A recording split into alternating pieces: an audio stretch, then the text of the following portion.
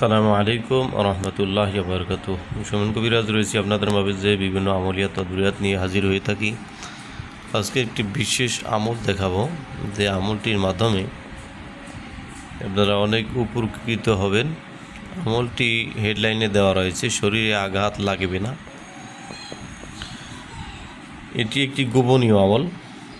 এটা ইউটিউবে কেউ প্রকাশ করেছে কিনা আমার জানা নাই, যেহেতু কিতাবে আছে দ্বিতীয় পারে, যেহেতু গোপনীয় আমলগুলো সরাসরি দেওয়া হয় না।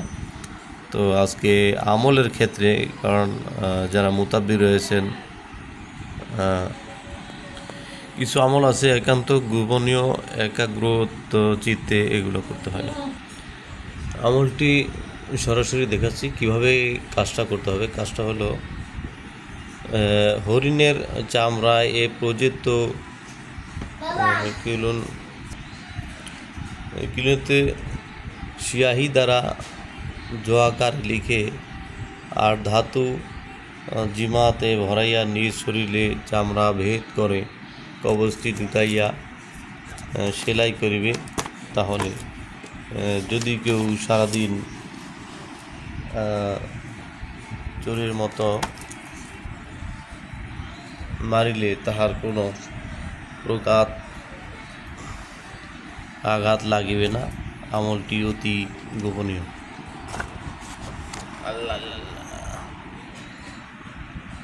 তো বিষয়টা বলে দিচ্ছি,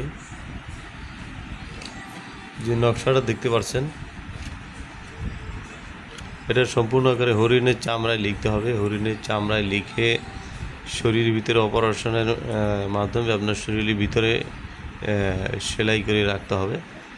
যদি রাখতে পারেন তাহলে আল্লাহ পাক চাহে তো লেখা রয়েছে, সারাদিন চোরের মতো মারিলেও অথবা তাকে যদি কেউ গুলিও করে, গুলি লাগবে না, শরীরে কোনো আঘাত লাগবে না। এই ছিল আজকের আমলটি। তো ভালো লাগলে শেয়ার করবেন। আসসালামু আলাইকুম রহমতুল্লাহি ওয়া বারাকাতুহু।